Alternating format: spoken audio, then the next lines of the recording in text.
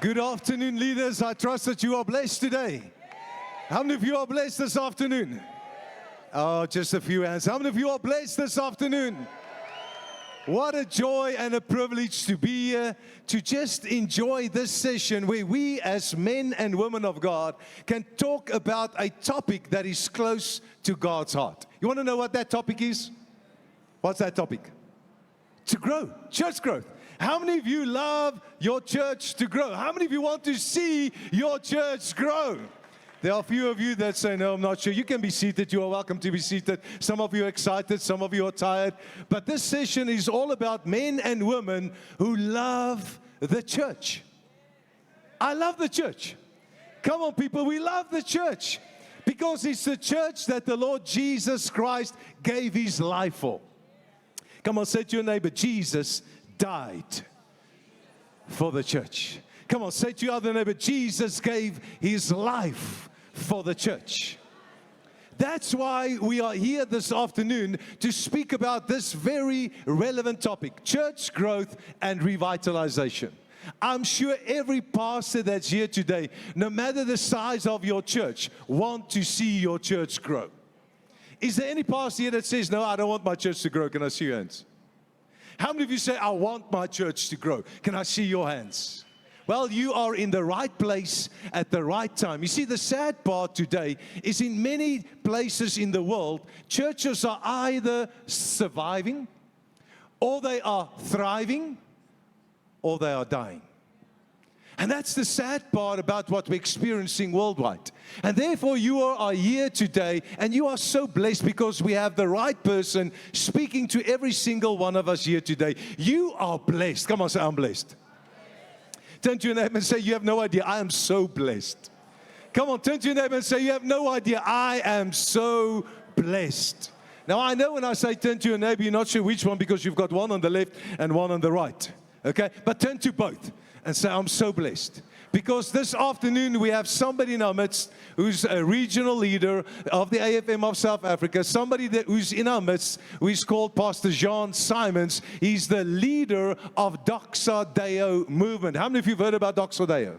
They are national, they are international, a great move of God. And today you are going to be blessed. And I know, I can't wait to take some notes to experience how God is going to make my church grow. And by the way, I think many times you say it's my church, but actually it's the church of the Lord Jesus Christ.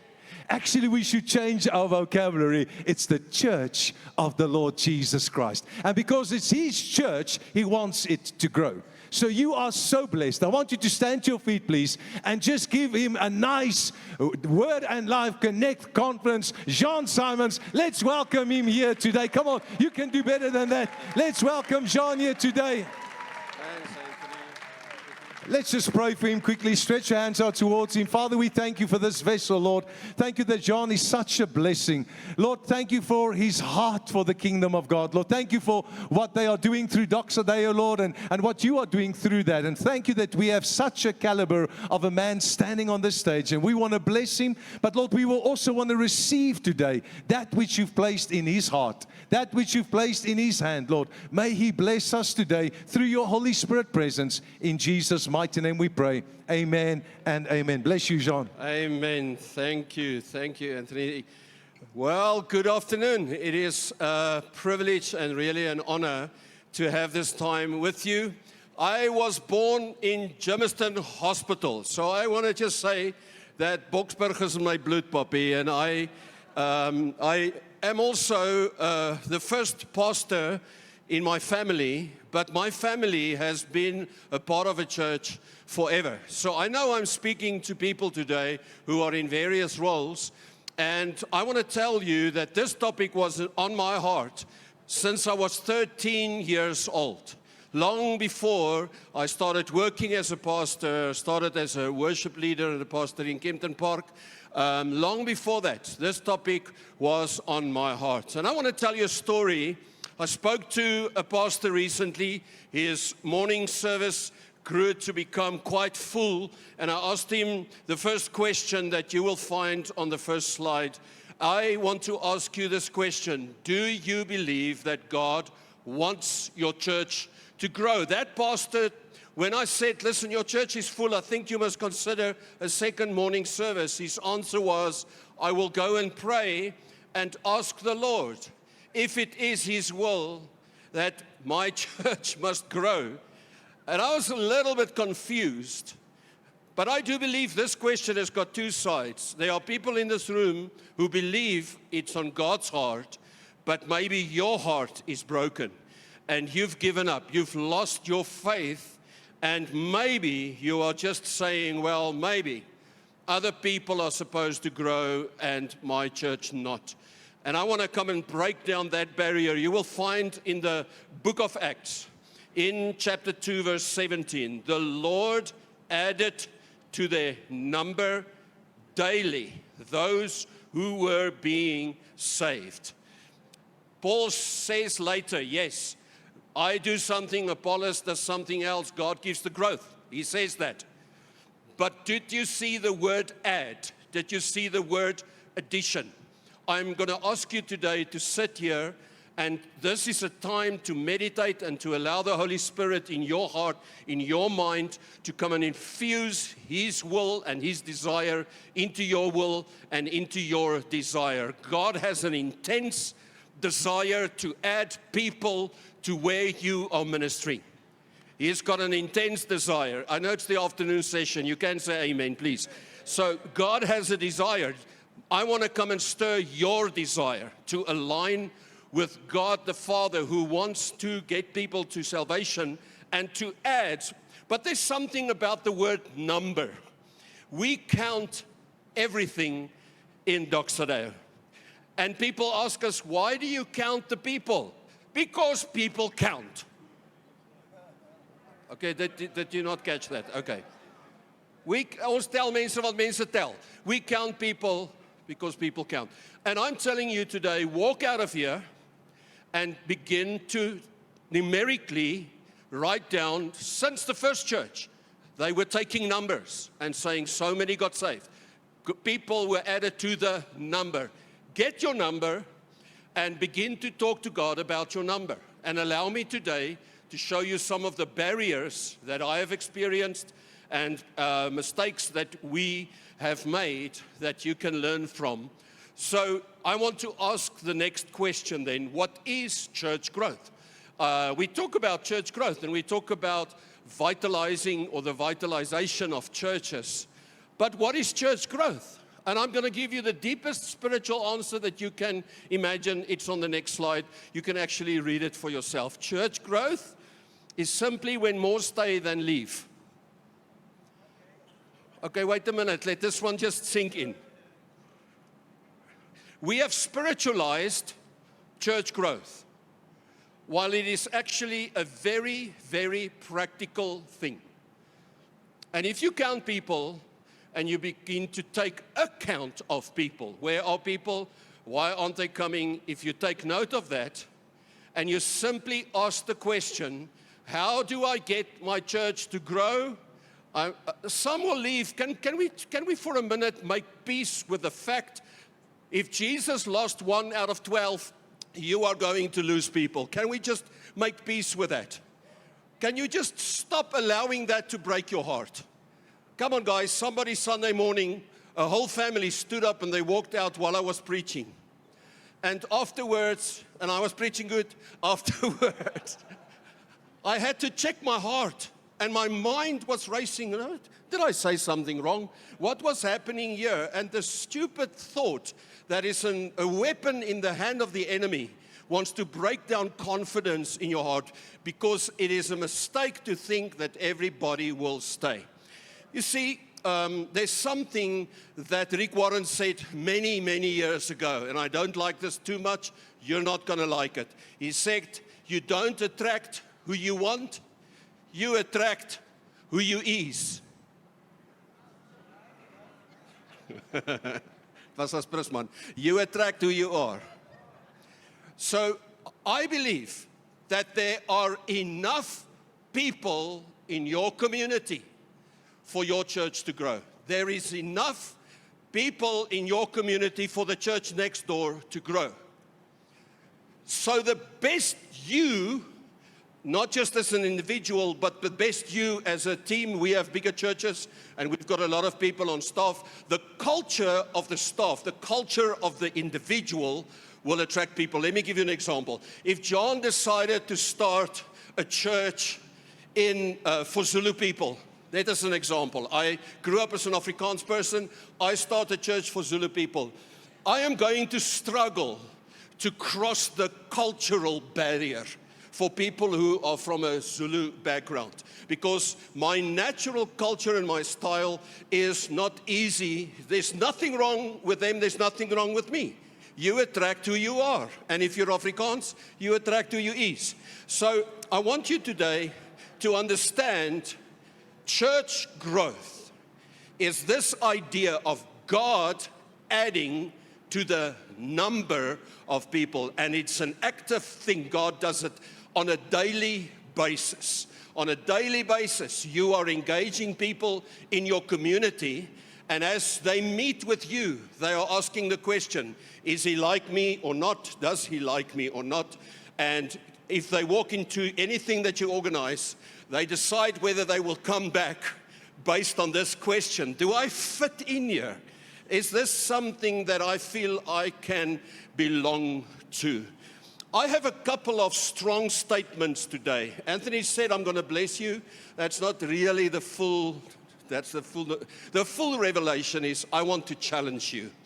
I want to challenge any kind of a lie that may be limiting God in your life and in your church, in your community. Whether you're like me as a teenager in my church, in Schoemansville, in Hartbeespoort, I was praying and participating in church growth long before I was a pastor. And every person in this place, I want to challenge you today on the next slide.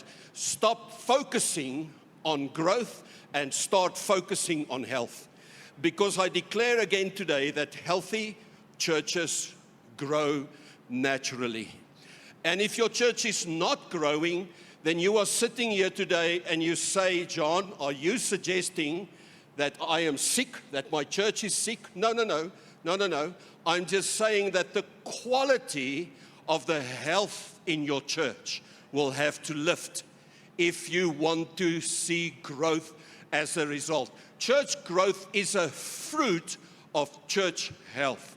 And for Doxadeo, I'm not going to speak about NCD, Natural Church Development. I think you can reach out to Ronaldo and his team. That tool has served us very, very well to identify areas where we want to increase the health. So I want to speak to you as a pastor now. If you are a pastor, I am challenging you today with the deepest sense of love in my heart. Please remember, I lead a team of more than 100 pastors. I minister to pastors every day and every week. And I want to challenge you. If you are not healthy in your own person, spiritually, hello, emotionally, and physically, if you are not healthy, you will not be able to reproduce a healthy community. Because I still believe as the leader goes, so the community goes. As the leader goes, so the organization, so the church goes. Everything still rises and falls with leadership. Now again, you're sitting there and you may feel that I'm criticizing you. I'm not. I'm just saying, ask the Holy Spirit, ask your Father, Father, show me where I need to take one step, just one step, in terms of my spiritual and my emotional and my physical health.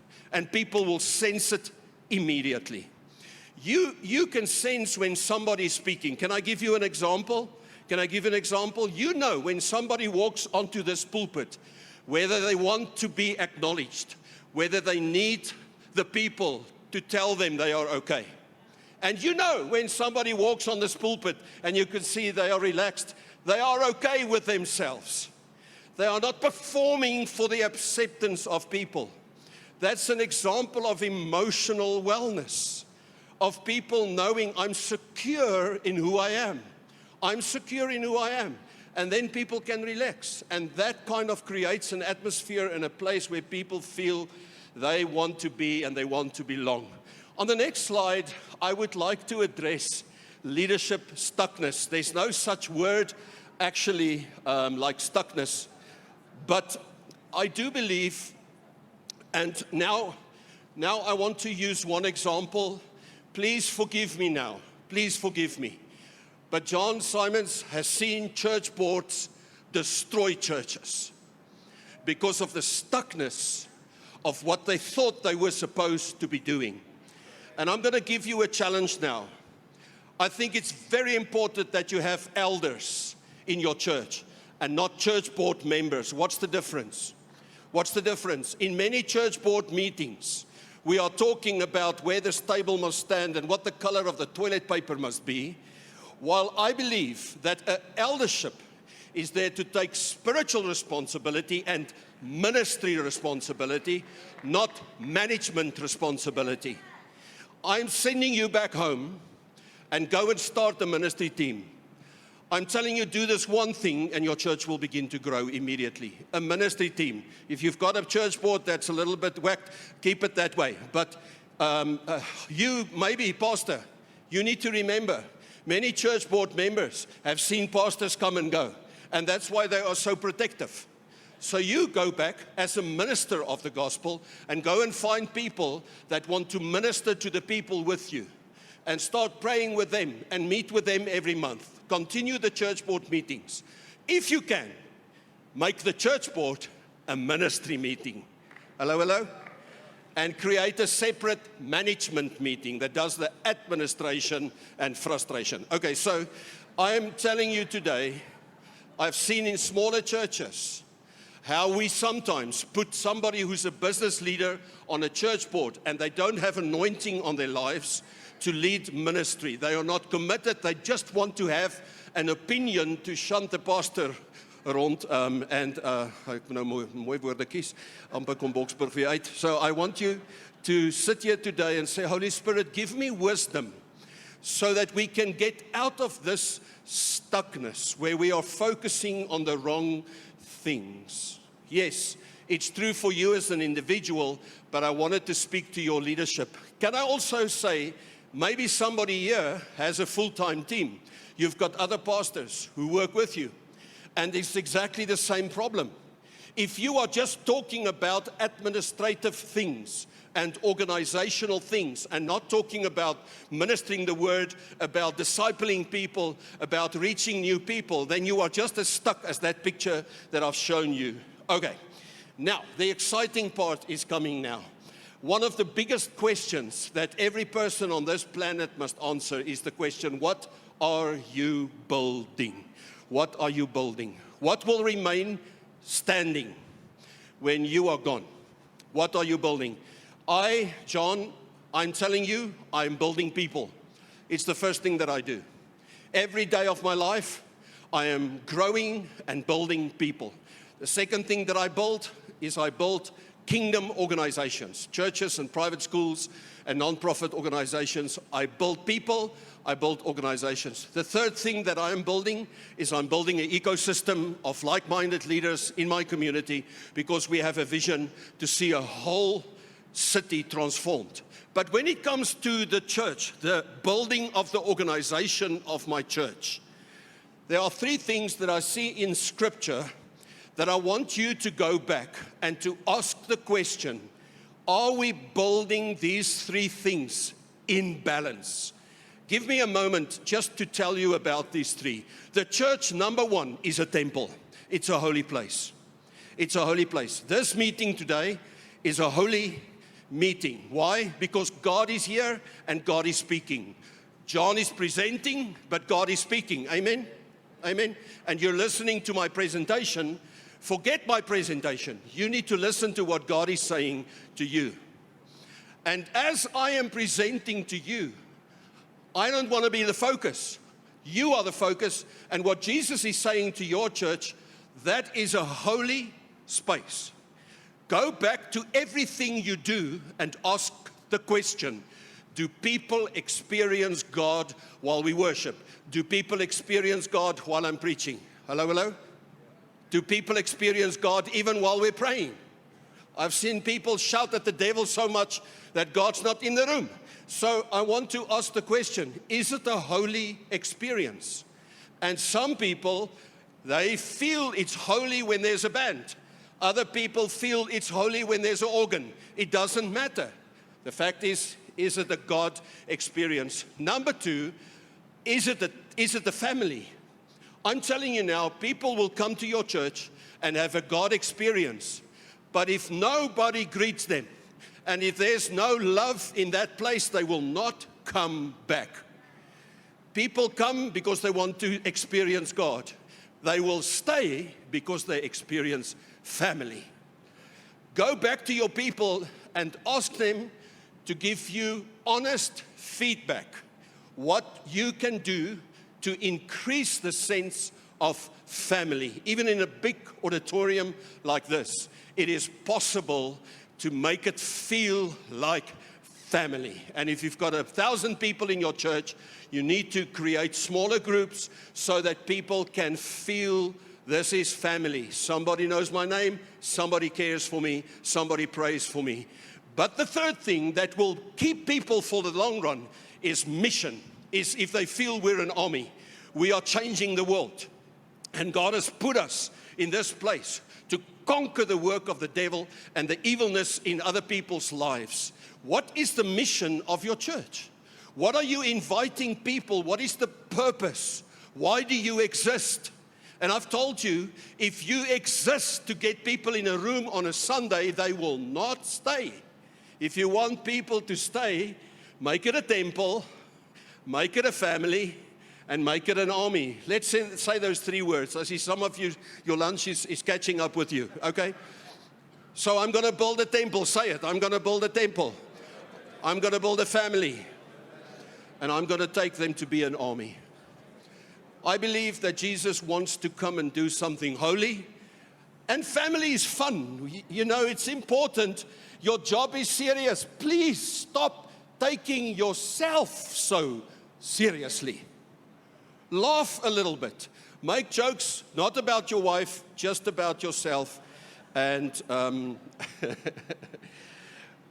going to take you now to probably the biggest contribution that I want to give you today. If you are a parent of children, you will know that the quality of your life is determined by the quality of the questions that you ask. Your quality, I feel many churches are afraid to ask for brutal facts. We call them brutal facts. If there are less people in church this year than last year, let me tell you, in the AFM, we must report how many people were baptized this year. And I see pastors who look at those figures and then they do evangelistic figures. You know, we baptized 3 people, but let's say it was 5. Maybe we don't know about the other 2 that were baptized. You are not facing realities. But then ask the question, why? Why did we only baptize 3? And here's the better question. What can we do to baptize 2 more? That's the better question. If you ask quality questions, so now I want to give you 3 questions. My desire is that when I run into you again somewhere in our country, anywhere, if I again run into you, that you would please come back to me and tell me what happened in your church with these 3 questions. Let's go for it. It's on the second last slide. And would you keep that up a little bit while I speak about it? The first question that I find that people in churches cannot answer is, where is the front door of our church? Where do people come in? They don't know. They don't know. And they are not intentional with the front door. So I want to send you back to go and ask the question. Talk to your decision makers in your church and talk to your whole church and ask them, how did you arrive here? Was it somebody who invited you? Was it a men's evening? Do you know one of the places we see many people come to our church is with children dedication, with funerals. Hello? With weddings. People will come to me after a wedding and tell me, who are you? Where do you come from? Because they've heard so many other sermons that just talk about egskeiding, about divorce. And I talk about love and I talk about victory, and they want to know, who are you? So that's a front door. I want you to go and identify the places where people already are coming into your community. And then ask the second question, how can we move them from just gathering with us to a place where we can grow them? People have two needs to grow. The first one is spiritually. They want to grow in the Word of God. Discipleship, hello, do we agree? Hello? The second thing people want, they want a community.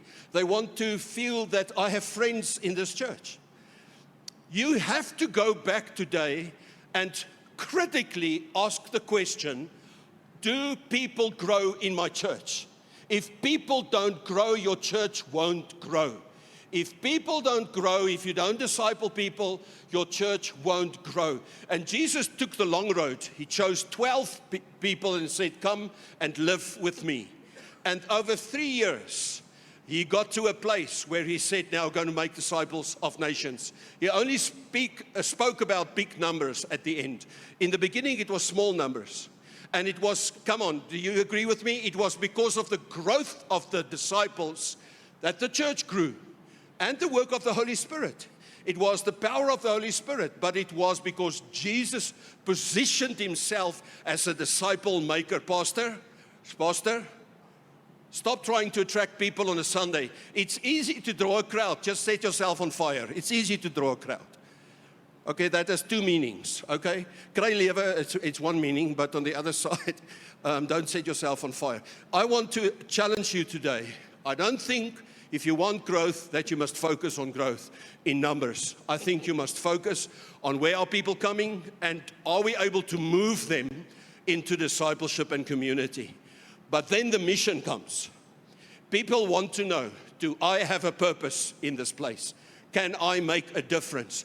From the people that greeted me at the door, to the people who helped me on stage, to the ones behind the desk, every person who is serving today is feeling purpose. They are feeling that they are sent by God.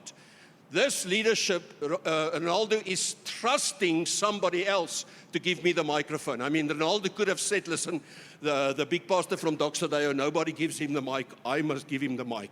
I must come up and I must introduce him. Pastor, if you are doing everything, you are not trusting your people, I said I'm going to challenge you.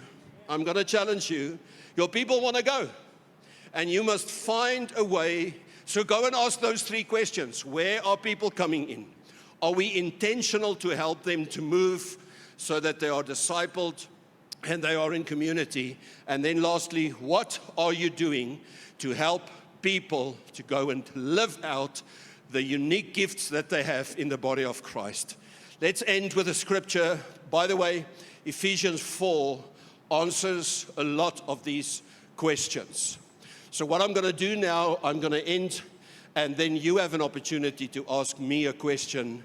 And I'll take 3 or 4 questions and try and answer 3 and 4 questions, and I'll try and answer. So let's get ready from Him, from Christ. The whole body, if it is joined and held together by every supporting ligament, it will grow and it will build itself up in love as each part does its work. The body of Christ is a fantastic place if you don't try and be the leg and the arm and the nose and the eyes. It is a fantastic place if you find the gifting and then you build the connections. And when Christ brings people together and they begin to complement one another. Are you married, somebody? Are you married? Do you know that the person that you are married is different to you? Hello? I'm married for 33 years and she's more different now than she was in the beginning. And I am more different than in the beginning. And where does the beauty of marriage come from? It's when two different people begin to complement one another. And I help you and you help me. And in the body of Christ, I know. Sometimes you say amen, and other times you say ouch, okay? So when a pastor realizes you are not the head of the church, Christ is the head of the church. You are a servant who is supposed to serve the body of Christ so that people, so that people find their place. Then this scripture begins to happen, and it is natural church growth. Focus on health, focus on growth of people, and your church will grow. That's our experience in Doxodeo. So while people are still finishing, you're welcome to put up your hand if you have a question. I'll take 3 or so questions, and then I'll respond to that. On this side, anybody have a question that you want to ask? Please give the person the microphone. On this body, somebody this side. Any questions? Ask me a question there. Okay. Just go stand there so that you can see if somebody has a question. All right, thank you, brother. John, thank you very much, man, for quite challenging presentation. I can tell I am challenged. The culture of an individual principle, you spoke about that, where you are duplicating yourself. Now, I want to check from John, how do you go about in duplicating yourself, in getting ease with the fact that people are living? Yet you said there is a culture of an individual principle where you attract what you are more than what you want. Can you just help me? I need some monitor to hear the questions clearer, please. So you were asking, how can I duplicate myself?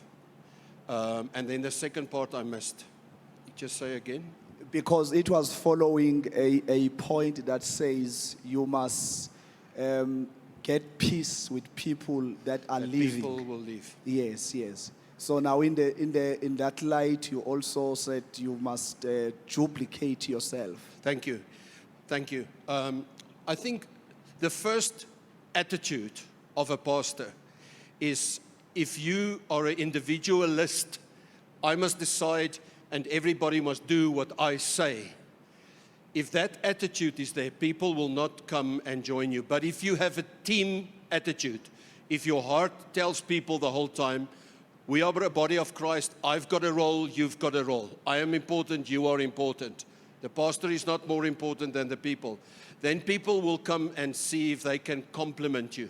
But I want to also, on that question, I want to encourage everybody. The disciples did not pitch up to follow Jesus. The first group of disciples came because he asked them. And many of you are saying, nobody wants to help me.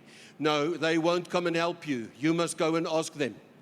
You must go and say, let me give you an example. If I see somebody with a beautiful smile, I ask them, will you greet the people at the door, please? I don't want somebody there with a straight face. I want somebody with nice teeth and a smile. So if I see gifting in somebody, I go and ask them, will you come and help me? Can we do this together? But there's a second principle, the principle of delegation. I'm not speaking on that today. You will have a leadership session tomorrow. But the principles of delegation is, Jesus did it. He asked people, come and see what I do. Come and do it with me. And then Jesus sent them out 2 by 2. And he said, now I'm going to watch and you do. And then he said, it's better for you that I leave.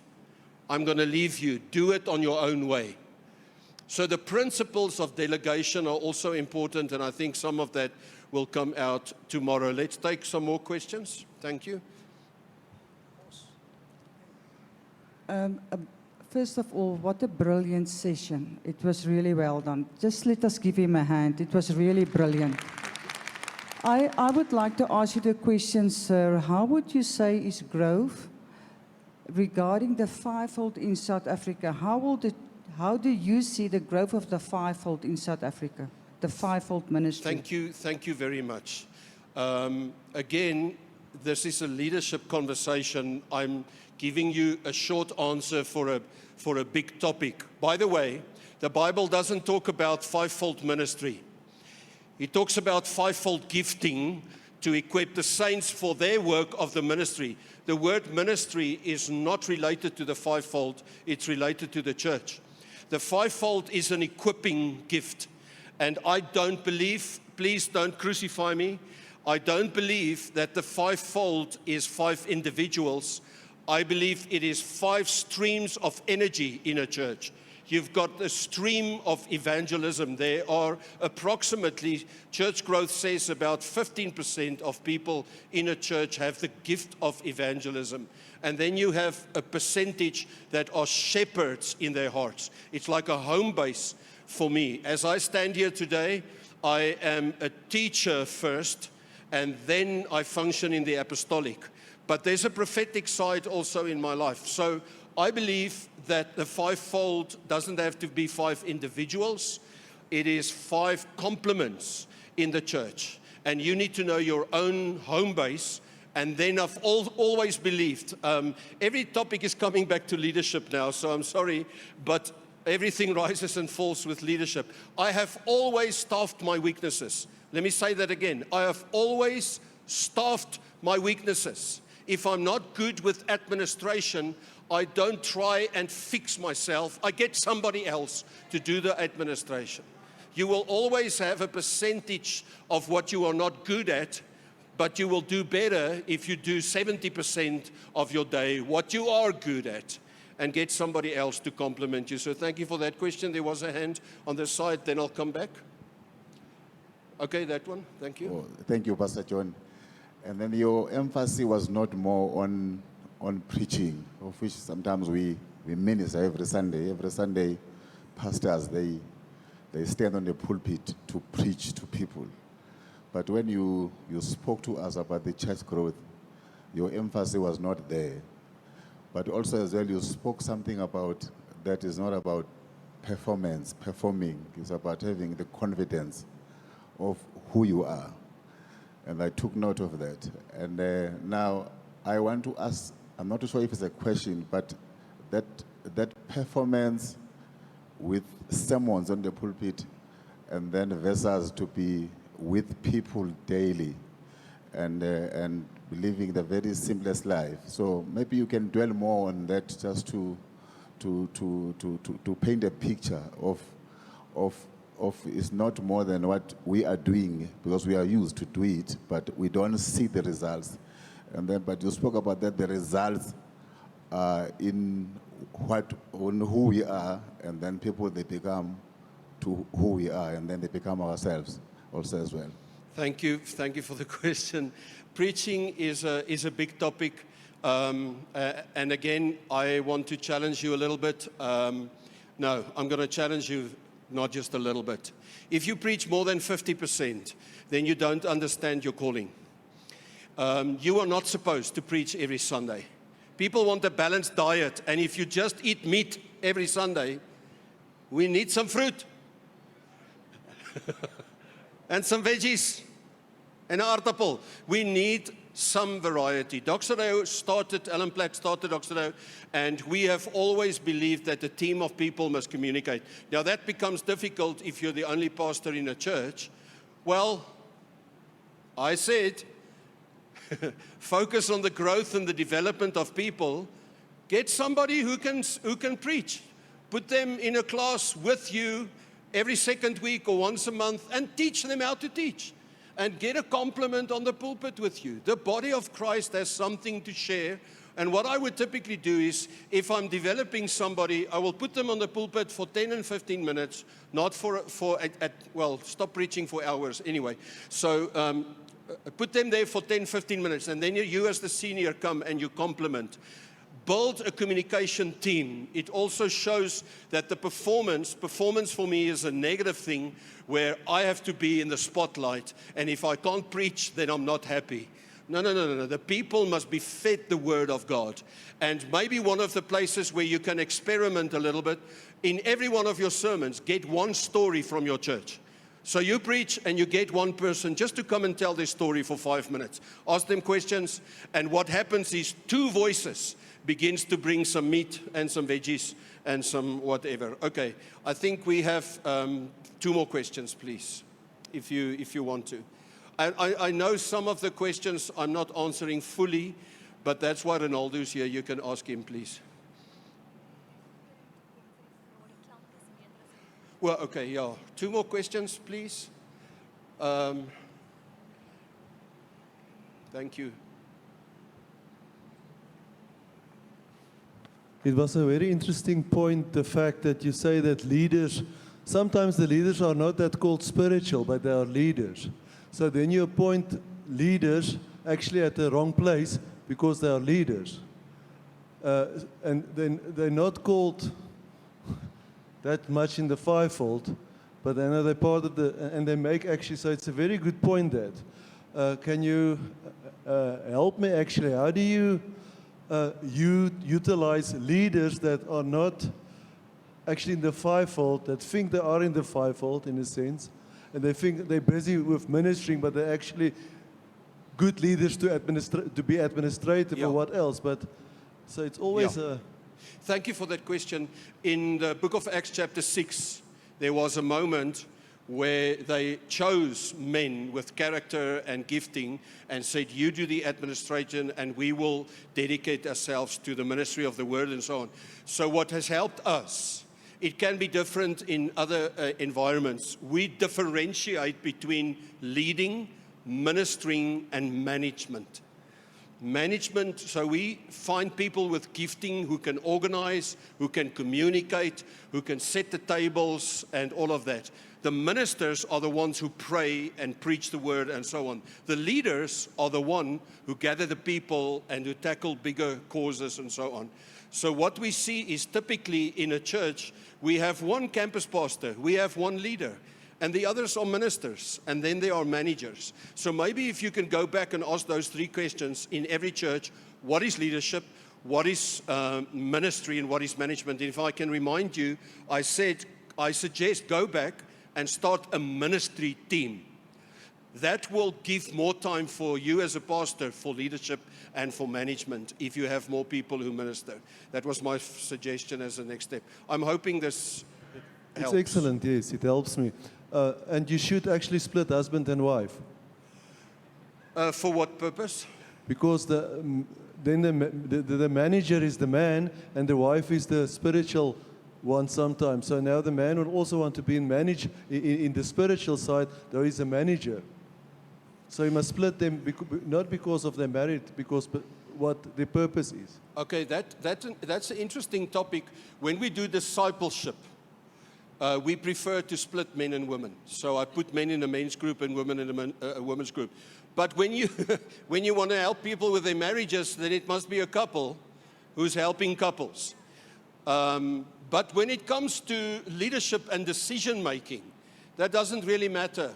It is a gifting thing. Do you have a leadership gift to help with the leadership?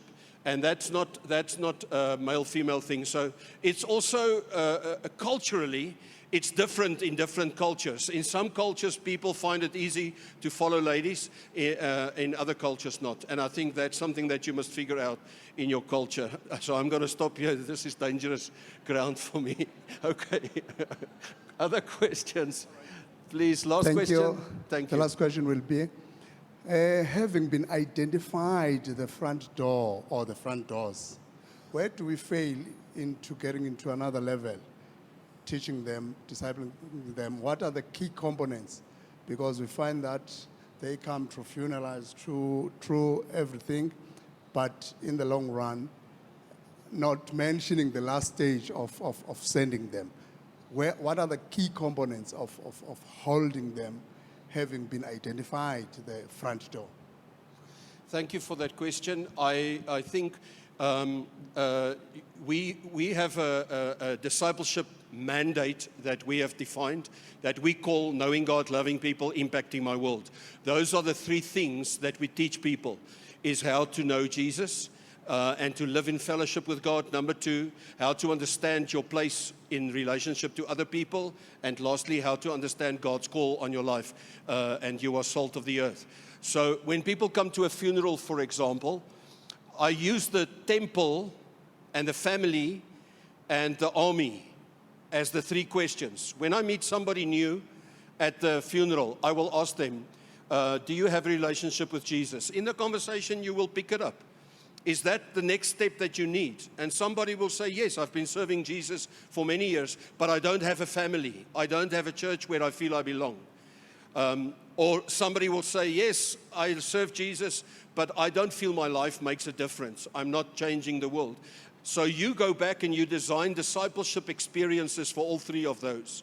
It's simple. It can be a camp over a weekend, Friday evening and Saturday, and you just minister to people how to engage God, how to be family and live family in the church and find your place. And number 3, how to make a difference. You know, while we are talking, it feels a little bit unfair to try and answer 30 and 60-minute conversations. I'm trying to answer in 1 minute. So I'm sorry about that. I may have missed so much. But I want to pray for you, please. Can I please ask you to stand with me? And can I pray for your church? Can I pray for you in your church? And maybe while you're standing, you just want to say, Heavenly Father, I cannot be everything to everybody. I'm not the Messiah. I'm not the shepherd. The Lord is the shepherd. Lord, will you just come and release some of the pressure that we understand you've made us unique and you have called us. You've put us where we are now for a time such as this. And Father, I want to speak life and faith into every heart here, that people will understand that God has a word for the people in your community and He has put it in your heart. And some of you have the gift of caring and others the gift of preaching. And God is saying, go back and go and live in your calling. Go and live in your gift. Stop trying to be somebody else. I believe in you, says the Lord. You are my beloved. And in you I am well pleased. You better start believing in God's faith in you. You better start believing in God's gift in you. Fall in love with the unique creation that God has put in you. And then you look around and you say, Father, show me the people who can complement me. Show me the team. And I want to speak life over every church that is maybe broken. People have left and there's pain and brokenness. And by faith, we speak restoration and life into every one of those churches. Some people in this room are running after people who have left. And I'm telling you now, leave them, let them go. And you say, Father, show me the people that you want to add daily to the number here. And Father, we want to come and trust you that we will understand there are other churches where people can also be happy. But there are enough people, and by faith, we want to trust you today, Father, that every church in this place will experience an increase, not just of numbers, an increase of the spirituality, an increase of God's presence, an increase of a sense that God is speaking. And number 2, Father, we pray that every church will become a safe place of family, of friendship, and of love. By this, men will know that you are my disciples, if you demonstrate love one for another. And then, Father, we pray, let your kingdom come in our communities. Let it come in our families. Let it come in our businesses. Let it come, Lord, in our streets. As it is in heaven, so be it on earth. As it is in heaven. And to you be the glory, our Father, in the church, in Christ Jesus, forever and ever. Amen. Amen.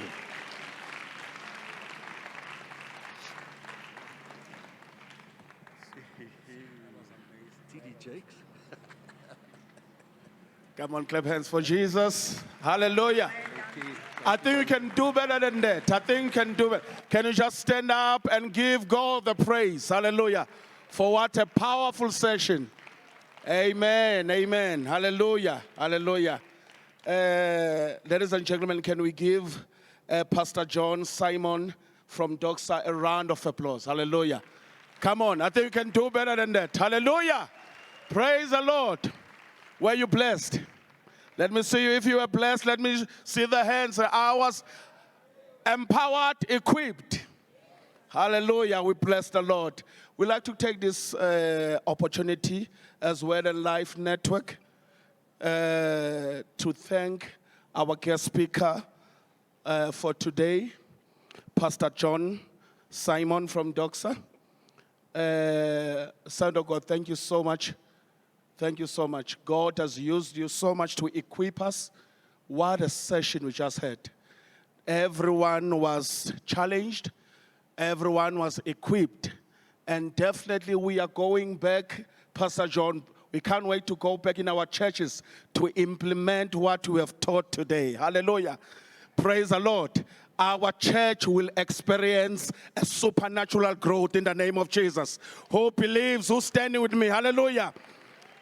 Not just growth.